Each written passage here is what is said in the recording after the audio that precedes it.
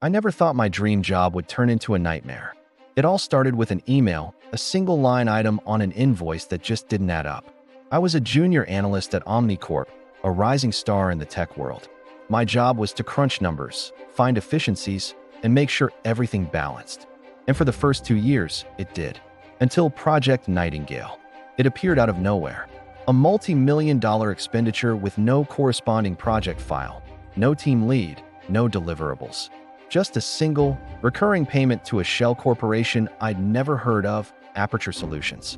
My boss, Mr. Harrison, a man I respected, a mentor even, just waved it off.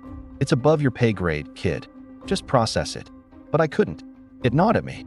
I started digging in my own time, after hours, sifting through archived servers and encrypted files. The late nights turned into sleepless nights. My apartment became a fortress of sticky notes and scribbled flowcharts. The more I looked, the more Nightingale started to look less like a project and more like a black hole, sucking money out of the company. And then I found the connection. Aperture Solutions was registered to an address in a different country, but the IP address that set up its digital infrastructure? It pinged right back to our own server room. Someone inside Omnicorp was paying themselves. Millions. I felt a chill run down my spine. This wasn't just an accounting error. It was a full-blown conspiracy. I compiled everything I had, the invoices, the server logs, the shell company's registration, into a secure file. I thought about who I could trust. I decided to go straight to the top, to our CEO, Mr. Sterling.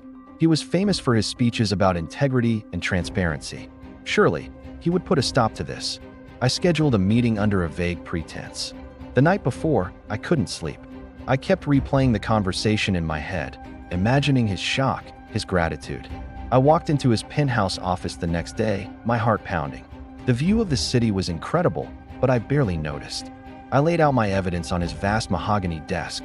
He listened patiently, his face unreadable. He examined the documents, his fingers tracing the lines of data. When I finished, a long silence filled the room. Then, he looked up at me, and a slow, cold smile spread across his face. "You're a very resourceful young man," he said. "Much more than Harrison gave you credit for." My blood ran cold. "Harrison," I whispered. "He was supposed to keep you in line." Sterling continued, leaning back in his chair. "It seems he underestimated you. Project Nightingale is essential for the company's future, for my future." In that moment, I realized my mistake. I hadn't uncovered a rogue employee's scheme. I had stumbled into the dragon's lair, and I had just handed him the map. He wasn't going to thank me. He was going to bury me. He made me an offer. Join them. A promotion, a salary I could only dream of, a seat at the table. Or, he said, his voice dropping, "You can be a problem, and we're very good at solving problems." The threat hung in the air, thick and suffocating.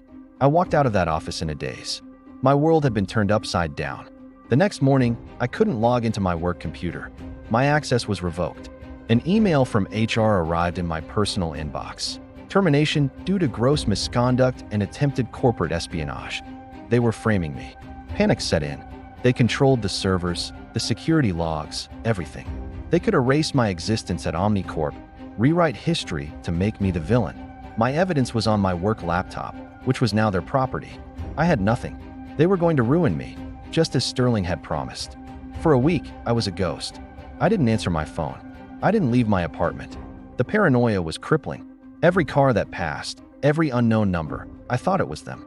They had destroyed my career, and I was sure they wouldn't stop there. But then, I remembered something. A habit. I always backed up my most critical files to a personal, encrypted hard drive, a relic of my college days. I tore my apartment apart, frantically searching through old boxes. And there it was, a small, black rectangle that held my only hope. I had a copy. Everything. The Nightingale files, the server logs, and something I had forgotten about, a cached audio file. During my late-night digging, I had accidentally recorded a brief conversation from an open comms channel. It was Harrison talking to someone. "Sterling is getting nervous," he'd said. "He wants to accelerate the timeline. Make sure the transfer is clean." It was the smoking gun. It tied Sterling directly to the fraud. But I couldn't just go to the authorities. Omnicorp had a legion of lawyers who could tie this up in court for years, painting me as a disgruntled employee. I needed to go public. I needed a bigger fire. I contacted an investigative journalist I knew, someone with a reputation for taking down giants. We met in a crowded coffee shop. I slid the hard drive across the table.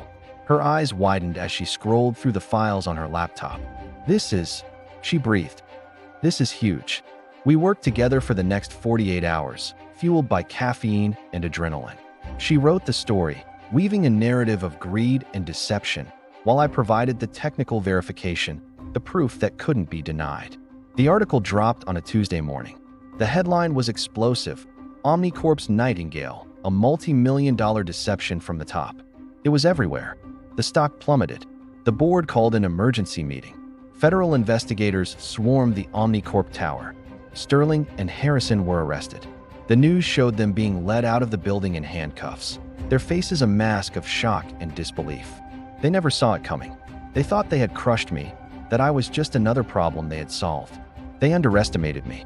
They forgot that even the smallest cog in the machine can bring the whole thing grinding to a halt if it knows where to apply the pressure.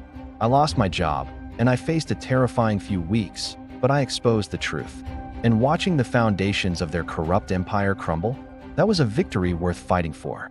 My name was cleared, and while I didn't get my old job back, I got something better, my integrity, and a new beginning. Thanks for watching my story. If you've ever felt like the little guy fighting a big battle, don't give up. The truth has a way of coming out. Be sure to like and subscribe for more stories like this. See you next time.